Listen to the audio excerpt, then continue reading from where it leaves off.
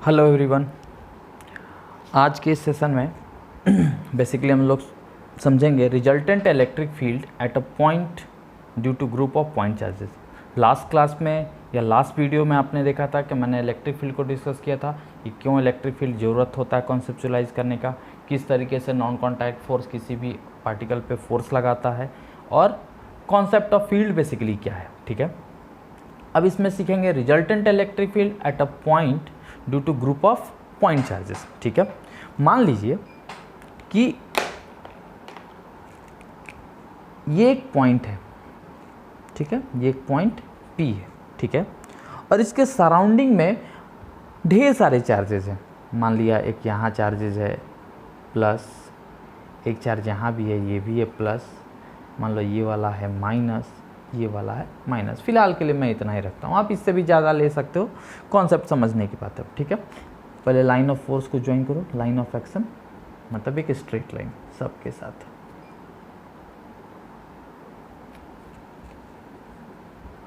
ठीक है, मैं नंबरिंग करता हूँ। मान लीजिए चार्ज नंबर 1, ये चार्ज नंबर 2, ये चार्ज नंबर 3 और ये चार्ज नंबर 4 हो गया। ठीक, ये 4 चार्जेस हो गए।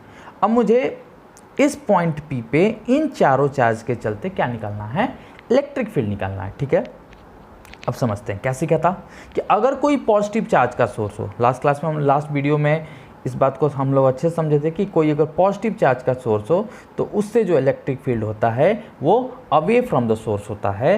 अगर कोई निगेटिव चार्ज का सोर्स हो तो उससे इलेक्ट्रिक फील्ड होता है वो टुवर्ड्स द सोर्स होता है। ठीक है, तो ये पॉजिटिव चार्ज है और इस पॉजिटिव चार्ज चलते इस पॉइंट P पे क्या करेंगे, इलेक्ट्रिक फील्ड जो भी होगा वो कैसा होगा, देखो यार, वो होगा away from the source, correct.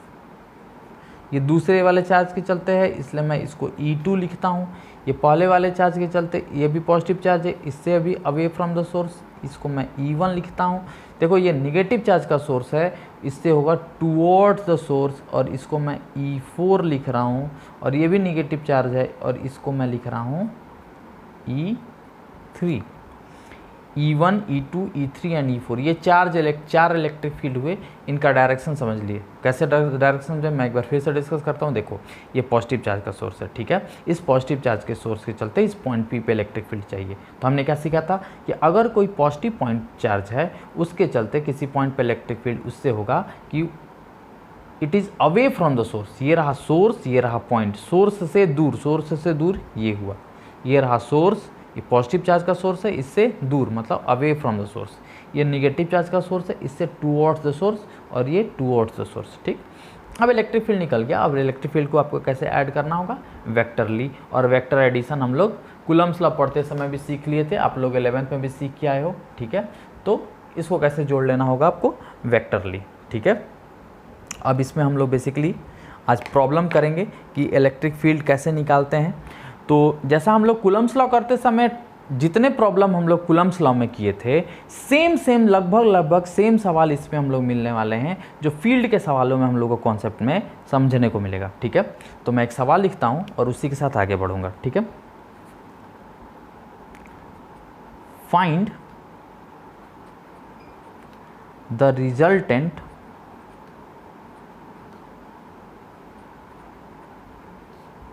Electric field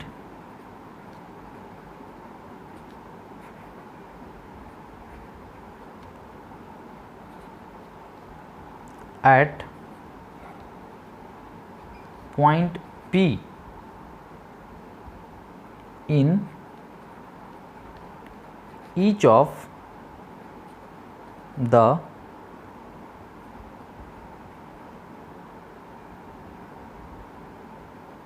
following case. ठीक है, हमें हर एक केस में पॉइंट P पे क्या निकालना है, इलेक्ट्रिक फील्ड। और जो मेरा पहला केस है, ये जो मेरा पहला केस है, इसमें एक ट्रायंगल गिवन है और ये इक्विलैटरल ट्रायंगल है, ये साइड A, ये भी साइड A और ये भी साइड A। ठीक है, और इस इक्विलैटरल ट्रायंगल के यहाँ पे दिया हुआ है प्लस स्मॉल q और इस पे दिया हुआ है माइनस स्मॉल क्यू, और ये रहा हमारा पॉइंट P, इस पॉइंट P पे इलेक्ट्रिक फील्ड निकालना है, करेक्ट। ठीक है, तो मैं एक सवाल आपको करके दिखाता हूँ, जिसको आता होगा वो वीडियो को पॉज करके खुद से करेगा और फिर इसको मिलाएगा। ठीक है, जिसको नहीं आ रहा हो मेरे साथ करने की कोशिश करेगा। ठीक है, बहुत ध्यान से देखिएगा बेटा। ये पॉजिटिव चार्ज का सोर्स है। ठीक है, मैं देखो ये पॉजिटिव चार्ज का सोर्स है, मुझे इस पॉइंट P पे इलेक्ट्रिक फील्ड निकालना है, करेक्ट। इस पॉजिटिव चार्ज के सोर्स से पॉइंट P पे इलेक्ट्रिक फील्ड कैसे निकाल, पॉजिटिव चार्ज से अवे फ्रॉम द सोर्स, तो ये हो गया अवे फ्रॉम द सोर्स, और ये मान लो E हो गया, करेक्ट। और ये निगेटिव चार्ज का सोर्स है, निगेटिव चार्ज सोर्स से इस पॉइंट P पे इलेक्ट्रिक फील्ड निकलेगा इधर की तरफ टूवर्ड्स द सोर्स, करेक्ट। और ये भी होगा E, करेक्ट। ये पॉजिटिव चार्ज का सोर्स था, इस पॉइंट P पे electric field away from the source, ये निगेटिव चार्ज का सोर्स था, इस पॉइंट P पे electric field towards the source. ठीक, और मेरा E किसके बराबर है, ये E होगा Q by 4 pi epsilon E का स्क्वायर। ठीक है, देखो अब ये इक्विलैटरल ट्रायंगल था, इक्विलैटरल ट्रायंगल में ये एंगल कितना होगा, ये एंगल होगा भाई 60, तो ये वाला एंगल कितना हो गया 120, कोई डाउट नहीं। ठीक, अब क्या करेंगे, हम नेट रिजल्टेंट इलेक्ट्रिक फील्ड निकालना है। रिजल्टेंट इलेक्ट्रिक फील्ड कैसे निकलेगा भैया, कार्टेशियन प्लेन खींच लीजिए। ठीक है, एक इलेक्ट्रिक फील्ड इधर आएगा, ये वाला इलेक्ट्रिक फील्ड इधर, तो फर्स्ट इलेक्ट्रिक फील्ड वेक्टर क्या होगा आपका बेटा, फर्स्ट इलेक्ट्रिक फील्ड वेक्टर है minus EI plus 0J, correct. और दूसरा वाला देखो बेटा यहाँ है, मैं इसको दूसरे कलर से करता हूँ ताकि आपको समझने में आसान हो। दूसरा वाला ये है, करेक्ट। देखो ये टोटल एंगल 120 है, ये तो 90, मतलब ये वाला एंगल हो गया बेटा 30, करेक्ट, ये हो गया 30। और ये E था, तो जिसके साथ एंगल होता है कौन सा कंपोनेंट, कॉस का कंपोनेंट, तो ये वाला E cos 30, और इधर का जो कंपोनेंट टूटेगा वो होगा E sin 30। cos 30 की वैल्यू √3/2, तो ये होगा E √3/2, और ये वाला हो जाएगा बेटा कितना E/2, क्योंकि sin 30 की वैल्यू 1/2 होती, तो दूसरा वेक्टर बनेगा बेटा कितना E/2I माइनस E √3/2J, और इन दोनों को जोड़ दीजिए। इसको जोड़ेंगे तो देखिए माइनस E और ये प्लस E/2 जोड़ेंगे तो आएगा minus E/2I minus E √3/2J, ये रिजल्टेंट इलेक्ट्रिक फील्ड आया। ठीक, इसका डायरेक्शन और मैग्नीट्यूड भी साथ में निकाल लेते हैं। माइनस E/2 बेटा किधर होगा, इधर, और माइनस E √3/2 यहीं से नीचे, ये कितना E √3/2, और initial tail to final adjoin कर दीजिए। इसका मैग्नीट्यूड निकालिएगा, इसका मैग्नीट्यूड आएगा E, आप खुद से निकाल के देखिएगा। आप कैसे मैग्नीट्यूड निकालते हैं आपको पता है, इन दोनों को स्क्वायर करके अंडर रूट निकालना होगा। आपको निकालना होगा मैग्नीट्यूड के लिए अंडर रूट माइनस E/2 का whole square plus minus E √3/2 का होल स्क्वायर। ठीक है, इसको थोड़ा सॉल्व करेंगे अच्छे से, तो ये आ जाएगा आपका E, तो ये नेट इलेक्ट्रिक फील्ड तो E हो गया। डायरेक्शन भी देख लो यार, डायरेक्शन देखो, ये तो वेस्ट का डायरेक्शन है, और ये कौन सा डायरेक्शन है, साउथ, और ये वाला एंगल बना है, तो हो गया एंगल तुम्हारा साउथ ऑफ वेस्ट, एंगल बना है साउथ ऑफ वेस्ट, वेस्ट से साउथ की तरफ एंगल है। और ये एंगल निकालो, अगर यहाँ से हम इसको एंगल अल्फ़ा बोलते हैं तो tan अल्फ़ा किसके बराबर होगा, E √3/2 whole divided by E/2, 2 से 2 कैंसिल आउट, E से E कैंसिल आउट, वैल्यू आ गई √3, मतलब एंगल हो गया कितना डिग्री, 60 डिग्री। तो कुल मिला के आंसर क्या बोलोगे, E in a direction 60 degree, E at an angle 60 degree in a direction south of east, angle क्या होगा साउथ ऑफ ईस्ट। तो बेसिकली, और E किसके बराबर है, E = Q/4 pi epsilon × A², correct. पुराने एकदम जैसे फोर्स आपने किया था सेम फील्ड का भी कॉन्सेप्ट चल रहा है, कुछ भी चेंजेस नहीं है, सब कुछ वैसे ही चलेगा। करेक्ट। चलिए वीडियो को पॉज करके अच्छे से नोट कर लीजिए, ठीक है। अब बढ़ते हैं नेक्स्ट सवाल की तरफ। देखिए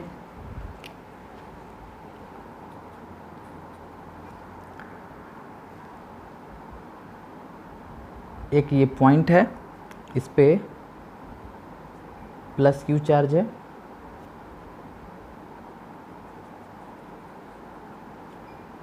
और एक पॉइंट यहाँ पे है, यहाँ पे माइनस क्यू चार्ज है, यहाँ प्लस क्यू है, यहाँ माइनस क्यू है, और इन दोनों के बीच में एक पॉइंट P है, यही पॉइंट P है जिसका सेपरेशन यहाँ से A है और यहाँ से भी A है। हमको क्या करना है, पॉइंट P पे इलेक्ट्रिक फील्ड निकालना है, ठीक है। समझते हैं। देखो यार ये पॉइंट P, मैं यहाँ पॉइंट P, जिसको आ रहा है वीडियो को पॉज करके खुद से करेगा, ठीक है। जिसको नहीं आ रहा है मेरे साथ सीखने की कोशिश करिए, ठीक है। ये पॉइंट P है, ये पॉजिटिव चार्ज का सोर्स है, इस पॉइंट P पे इलेक्ट्रिक फील्ड निकालना है। इससे कैसा होगा, अवे फ्रॉम द सोर्स, तो इसके चलते इस पॉइंट P पे इलेक्ट्रिक फील्ड आएगा, इधर होगा वो E, करेक्ट। और इस निगेटिव चार्ज के चलते इस पॉइंट P पे इलेक्ट्रिक फील्ड होगा टूवर्ड्स द सोर्स, तो वो भी देखो आया E। E प्लस E देखो दोनों एक ही डायरेक्शन में आए, तो नेट इलेक्ट्रिक फील्ड किसके बराबर आया, 2E किस डायरेक्शन में, इस डायरेक्शन में। और E किसके बराबर है, E हमारा है Q/4πε² तो इसका सीधा सीधा आंसर होगा 2E। नेट इलेक्ट्रिक फील्ड होगा कितना, रिजल्टेंट इलेक्ट्रिक फील्ड, नेट किससे बढ़िया, रिजल्टेंट बोलते हैं, resultant electric field is equals to 2E का मतलब हो गया 2Q/4πε² किस डायरेक्शन में, इस डायरेक्शन में, ठीक है। बहुत आसान सवाल होता है, इसमें बहुत कुछ आपको सोचने की ज़रूरत नहीं है, आप आराम से जो मैंने आपको कॉन्सेप्ट बताया उस कॉन्सेप्ट से आप सीधा सीधा लगा सकते हैं, बशर्ते आपको वेक्टर का थोड़ा बहुत नॉलेज आपने सीख लिया हो, ठीक है। मैंने कोशिश किया था कि कुलम स्लम में आपको वेक्टर का कॉन्सेप्ट सिखा दूं, फिर उसके बाद भी अगर आप ना सीख पाओगे तो मैं वेक्टर का एक सेपरेट वीडियो क्लास 11th के लिए प्लेलिस्ट में डाल दूंगा, आप वो देख लीजिएगा, वहाँ से आप वेक्टर को ज़्यादा अच्छे से समझ पाएंगे, ठीक है। बढ़ते हैं नेक्स्ट सवाल की तरफ। Question number 3। बेटा फिजिक्स में जब तक आप सवाल नहीं करेंगे तब तक आप, थ्योरी तो इसकी बहुत आसान होती है, थ्योरी में कुछ होता ही नहीं है, केमिस्ट्री की थ्योरी में होता है, अब बायो की थ्योरी में होता है, लेकिन मैथ्स की थ्योरी, फिजिक्स की थ्योरी बहुत लंबी नहीं होती इनकी, लेकिन हाँ इनमें जितने सवाल आप प्रैक्टिस करेंगे आपका कॉन्फिडेंस उतना अच्छा डेवलप होगा। और मैं आपको देखो कभी भी किसी भी बुक के लिए रिस्ट्रिक्ट नहीं कर रहा हूँ, किसी भी बुक, आपको जो पसंद बुक हो, आपको लगता है कि मुझे ये बुक लगानी चाहिए, आप बुक लगाइए, मैं आपको उतना कॉन्सेप्ट मोर देन एनफ दे दूंगा कि आप IIT JEE तक के सारे प्रॉब्लम लगा सकते हैं। देखो यार किसी भी चैप्टर का जो आप देखो क्लास 9th में जो आप चैप्टर पढ़ रहे हैं तो वही क्लास 11th में पढ़ोगे, आप जब ग्रेजुएशन या बीटेक करने जाओगे उसमें भी पढ़ोगे, इनफैक्ट फर्दर रिसर्च में भी जाओगे तो वो टॉपिक पढ़ सकते हो, तो किसी टॉपिक की लिमिट तो नहीं है। लेकिन हाँ मैं एक स्टैंडर्ड बता सकता हूँ कि up to JEE, IIT JEE और नीट के सिलेबस में जितना स्टैंडर्ड पूछना चाहिए आपको उससे मोर देन एनफ मैं आपको करके दे रहा हूँ, ठीक है। ध्यान दीजिए सवाल पे, ये एक स्क्वायर है जिसका साइड A और A है, इस वाले पे माइनस क्यू चार्ज है, इस पे प्लस क्यू चार्ज है, और यहाँ पे 2√2 चार्ज है, करेक्ट। और ये रहा पॉइंट P, इस पॉइंट P पे हमको इलेक्ट्रिक फील्ड चाहिए, ठीक है, इस पॉइंट P पे इलेक्ट्रिक फील्ड चाहिए, ठीक है। जिसको आ रहा है वीडियो को पॉज करिए, खुद से करने की कोशिश करिए, जिसको नहीं आ रहा मेरे साथ समझने की कोशिश करेगा, ठीक है। देखो मैं डायग्राम को एक बार यहाँ फिर से बना रहा हूँ ताकि आपको समझाने में मुझे आसान हो। देखो मैं यहाँ डायग्राम बना रहा हूँ फिर से,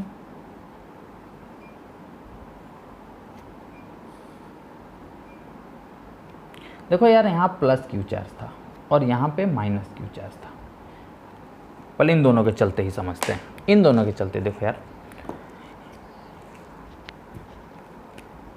इस माइनस क्यू के चलते आएगा टूवर्ड्स द सोर्स, और इस प्लस क्यू के चलते अवे फ्रॉम द सोर्स, ये सोर्स है इससे दूर, ये सोर्स है इसकी तरफ, अगर इससे इलेक्ट्रिक फील्ड ई है और इससे भी इलेक्ट्रिक फील्ड ई है। फिलहाल अभी दो पे कैलकुलेट करते हैं, ठीक। एक electric field E, electric field E.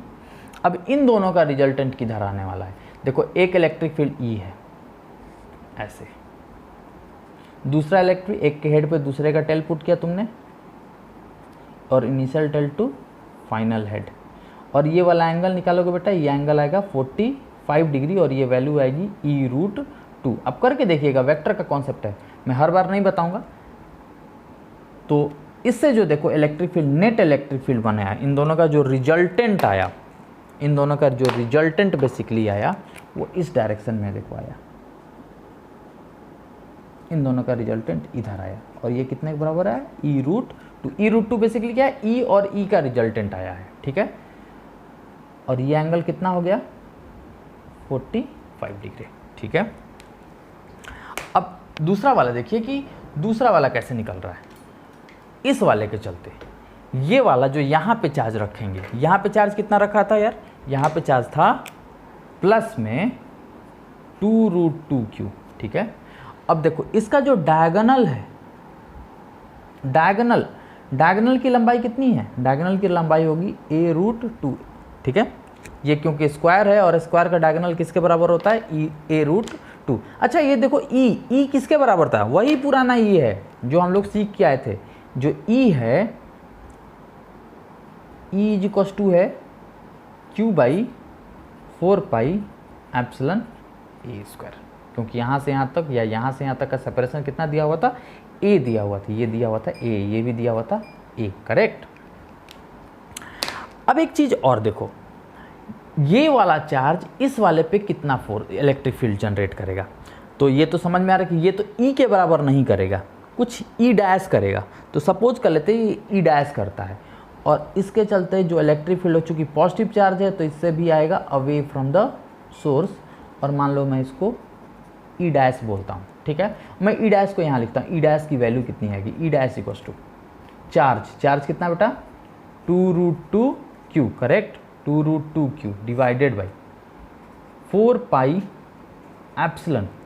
और देखो इनके बीच का सेपरेशन a√2, और a√2 का आपको क्या करना है? Whole square. तो a√2 का होल स्क्वायर करेंगे बेटा तो आएगा 2a² मल्टीप्लाई में 2a²। √2 का स्क्वायर करोगे तो 2, और a का स्क्वायर करोगे तो a का स्क्वायर। देखो जो जो कट रहा है उसको काटो, ये 2 से ये 2 कैंसिल आउट हो गया, ठीक है, छोड़ दो। बाकी ये बना फर्दर, ये देखिए ये बन के आया √2 टाइम्स q/4πε a²। और ये देखिए इससे ये वाली जो वैल्यू है, ये वाली वैल्यू तो मुझे समझ में आ रही है कि ये तो ई के बराबर है सर।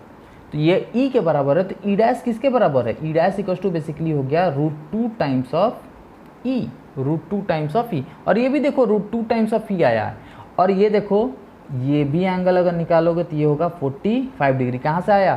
क्योंकि ये 90 होता है और इसका डायगोनल है, तो इसको ये एंगल 45, ये भी 45, तो इसका वर्टिकल अपोजिट एंगल ये देखो, ये भी कितना होगा? 45। तो अब देखो इसके और इसके बीच का एंगल हो गया 90 डिग्री, करेक्ट। इसके बीच का एंगल हो गया 90 डिग्री। मतलब अब कुल मिला के हमको दो वेक्टर को जोड़ना है, दोनों का मैग्नीट्यूड किसके बराबर है? e√2 के बराबर है, और दोनों कितने एंगल पे जोड़ना है? 90 डिग्री पे जोड़ना है। चलो यार जोड़ लेते हैं। एक वेक्टर ऐसे है e√2, दूसरा वेक्टर ऐसे है, ये भी कितना है? e√2, और इन दोनों के बीच का एंगल कितना है? 90 डिग्री। तो आपको वेक्टर का सम सीधे सीधे पता है क्या होता है? दो वेक्टर को 90 पे जोड़ना है तो क्या करें? एक के हेड पर दूसरे, एक के टेल हेड पर दूसरे का टेल रखिए, initial tail to final head join कर दीजिए, चाहे वहाँ से कर लीजिए चाहे रिजल्टेंट वाले फॉर्मूले से कर लीजिए। मैं इसका मैग्नीट्यूड का रिजल्टेंट निकालूंगा तो कितना बोलूँगा? e√2 का होल स्क्वायर प्लस e√2 का होल स्क्वायर। यार फॉर्मूला याद करो, a² plus b² plus 2ab cos theta, लेकिन cos थीटा यहाँ 90 डिग्री होगा और cos 90 की वैल्यू कितनी हो जाएगी? 0, इसलिए आगे की वैल्यू क्या हो गई? 0। हम 2ab cos थीटा की वैल्यू लिख दे रहे हैं 0। तो कुल मिला के ये देखो वैल्यू आ गई, यहाँ लिखता हूँ मैं, ये आएगी 2e² प्लस 2e², और इसको सॉल्व करेंगे तो आएगा 4e² मतलब 2e, करेक्ट। ये वैल्यू हो गई 2e। और डायरेक्शन तो मायने रखता है, तो इसका डायरेक्शन देखो निकाल के देखना सब कोई। अगर डायरेक्शन देखो एक के हेड पर दूसरे का टेल रखो तो देखो ये रहा, आपको मैं करके दिखाता हूँ ज्योमेट्रिकल मेथड। एनालिटिकल मेथड तो हर बार मैं आपको करके दिखाया हूँ। ज्योमेट्रिकल में एक का हेड और एक के हेड पे दूसरे का टेल रखा मैंने, ठीक है, करेक्ट। और initial tail to final head join करोगे तो ऐसा दिखाई देगा। ये है e√2, ये भी है e√2 और ये आएगा 2e। वर्टिकली डाउनवर्ड मतलब ड्यू साउथ। आप करके देखना, आप एनालिटिकल मेथड से इसका कंपोनेंट तोड़ के भी निकालोगे तो सेम तरीके से आपको आएगा, ठीक है। तो इसमें बहुत का टेंशन नहीं है, आप आराम से चाहो तो इसको कर सकते हो, ठीक है। तो वीडियो को पॉज करिए और इसको नोट करिए। इस कॉन्सेप्ट से रिलेटेड नेक्स्ट प्रॉब्लम करते हैं। बहुत आसान होता है बेटा इस तरह के सवाल, अगर आप करना चाहोगे तो बहुत आसानी से होगा। डेली प्रैक्टिस करना होगा और ये बहुत आसानी से आपको आ जाएगा। ये मान लीजिए यहाँ पे -2q चार्ज है, यहाँ पे +q चार्ज है, ये रहा पॉइंट P और यहाँ पे +q चार्ज है, करेक्ट। ये साइड A, ये भी साइड A, ये भी साइड A, ये भी साइड A और ये भी साइड A, ठीक है। और पॉइंट P पे आपको क्या निकालना है? Electric field, correct. अब देखिए पॉइंट P पे जब इलेक्ट्रिक फील्ड निकालना है तो आपको समझना पड़ेगा कैसे। ये देखिए ये पॉजिटिव चार्ज का सोर्स है, इस पॉजिटिव चार्ज के सोर्स के चलते यहाँ पे होगा away from the source, correct, E। ये भी पॉजिटिव चार्ज का सोर्स है, इससे भी पॉइंट P पे आएगा electric field away from the source, correct. और ये निगेटिव चार्ज का सोर्स है, निगेटिव चार्ज का सोर्स है और इससे जो इलेक्ट्रिक फील्ड आएगा वो देखिए आएगा इस डायरेक्शन में और वो होगा E डैश। E डैश क्यों बोल रहा हूँ? देखो यहाँ का चार्ज 2q है, यहाँ पे चार्ज q है, यहाँ पे चार्ज q है, सेपरेशन ये था तो मैंने E और E लिख दिया, दोनों बराबर होगा। लेकिन यहाँ का चार्ज 2q है और ये इसको मैं बोलूँगा E डैश। थोड़ा सा E डैश निकालता हूँ, पहले मैं E लिखता हूँ। E किसके बराबर है? E मेरा है small q by 4πε a², correct. और जो मेरा E डैश है, E डैश मेरा किसके बराबर है? वो है 2q बाई 4πε a²। मतलब E डैश, जो E डैश की वैल्यू है वो 2 टाइम्स ऑफ E के बराबर है, ठीक, 2 टाइम्स ऑफ E के बराबर है, करेक्ट। अब देखो ये दो वेक्टर हैं और इनके बीच का एंगल देखो कितना है? 120 डिग्री, 120 डिग्री, ठीक है। तो दो वेक्टर को 120 डिग्री पे जोड़ोगे तो इसका रिजल्टेंट कैसे निकालेंगे? आप कंपोनेंट तोड़ के आप खुद से करके सकते हो, मैं आपके लिए थोड़ी सी मदद कर देता हूँ, ठीक है। एक वेक्टर ऐसे था और दूसरा वेक्टर दूसरे से कलर से कर दूँ ताकि आपको आसान हो यहाँ समझना। दूसरा वेक्टर ऐसे है, करेक्ट। ये भी E है और ये भी E है। ये एंगल 60 डिग्री और ये वाला भी एंगल 60 डिग्री, करेक्ट। अब कंपोनेंट तोड़ने की बारी आई। देखो इस वाले का कंपोनेंट इधर टूटो, ये होगा E cos 60 और इधर वाला E sin 60, ठीक है। और ये ऊपर वाले का कंपोनेंट तोड़ते हैं भाई। ऊपर वाले का कंपोनेंट तोड़ेंगे तो इसका भी एक कंपोनेंट इधर टूटेगा और वो भी होगा E cos 60 और इधर जो टूटेगा वो होगा E sin 60। भाई जिसके साथ एंगल होता है cos, दूर वाला कंपोनेंट sin, यहाँ भी जिसके साथ एंगल हो cos, दूर वाला sin।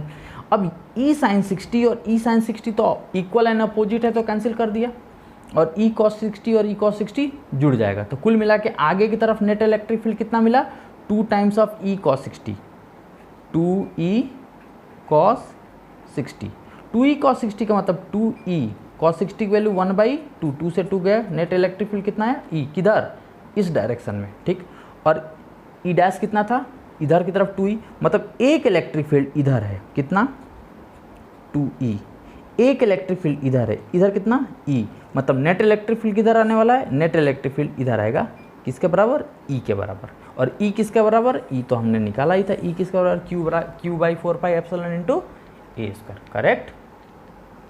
तो हम आप देख चुके हैं, आपने फोर्स में भी इस तरह के बहुत सारे सवाल किए थे, आपने फील्ड में भी इस तरह के सवाल कर लिए, तो उम्मीद है इस तरह के सवाल आपको क्लियर हो गए होंगे। ठीक है, मैं आपके घर से करने के लिए मैं आपको एक सवाल फ्रेम कर देता हूं ताकि आप घर पे एक सवाल प्रैक्टिस करें और इसका आंसर कमेंट बॉक्स में मेंशन करिएगा। ठीक है, नेक्स्ट क्लास में चाहेंगे तो मैं इसका सॉल्यूशन भी आपको करा दूंगा अगर आप चाहेंगे तो मुझे, लेकिन उम्मीद है कि आप लोग कर लेंगे। ठीक है, एक सवाल मैं आपके लिए करके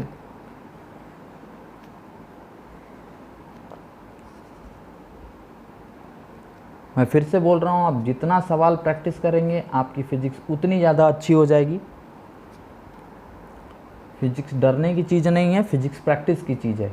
थोड़ा सा ये मैथमेटिकल होता है इसलिए लोगों को समझ कम आता है, लेकिन इसका एक प्लस पॉइंट भी है कि इसमें याद नहीं करना होता है जिस तरीके से आपको केमिस्ट्री में याद करना होता है। तो इसमें याद करने की चीज़ें कम हैं थोड़ी बहुत, हर चीज़ सब्जेक्ट में थोड़ा बहुत आपको याद रखना है लेकिन कम है। ये देखो, इसका जो डायगोनल का बाइसेक्टर है वही पॉइंट P है। ठीक है, और मैं इसमें दे देता हूं length of each diagonal of the square is 2a। ठीक है, length of each diagonal of A square is 2a। ठीक है, देखो मैं थोड़ा सा आपको हिंट भी दे देता हूं ताकि आपको करने में तनिक भी परेशानी ना आए। ठीक है, जिसको आ रहा है वो वीडियो पॉज करके खुद से अभी ट्राई कर ले, आराम से हो जाएगा। ठीक है, बट जिनको थोड़ा बहुत कन्फ्यूजन है उनको समझाने के लिए मैं कोशिश करता हूँ। देखो यार, इस पॉइंट P पे इलेक्ट्रिक फील्ड निकालना है, ये पॉजिटिव चार्ज का सोर्स है, पॉजिटिव चार्ज से अवे फ्रॉम द सोर्स, ये निगेटिव चार्ज से टूवर्ड्स द सोर्स। तो इस वाले के चलते इधर जो इलेक्ट्रिक फील्ड आएगा वो आएगा इधर E, और इस वाले के चलते जो इलेक्ट्रिक फील्ड आएगा वो टूवर्ड्स द सोर्स वो भी आएगा E। ध्यान से फिर से, ये पॉजिटिव चार्ज का सोर्स है, ये पॉइंट P पे away from the source E, ये निगेटिव चार्ज का सोर्स है towards the source E। Correct. अब ये देखो, ये पॉजिटिव चार्ज का सोर्स, इधर की तरफ इलेक्ट्रिक फील्ड जो दूसरे अलॉन्ग है, इधर की तरफ इलेक्ट्रिक फील्ड पॉजिटिव चार्ज चलते अवे फ्रॉम द सोर्स, मान लो ये E डैश, और ये निगेटिव चार्ज के चलते towards the source E dash. एक E है एक E डैश है। क्यों E और E डैश? क्योंकि चार्ज दोनों का अलग अलग है। ठीक, रही बात एक और ये सेपरेशन की, तो आपको पता है डायगोनल ऑफ स्क्वायर एक दूसरे को बाइसेक्ट करते हैं, मतलब ये भी A के बराबर है, ये भी A के बराबर है। ठीक है, तो E बेसिकली किसके बराबर है? जो E है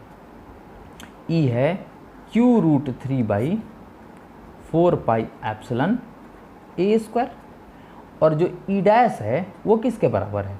वो है Q/4πε A स्क्वायर। और E और E डैश में क्या रिलेशन है कि जो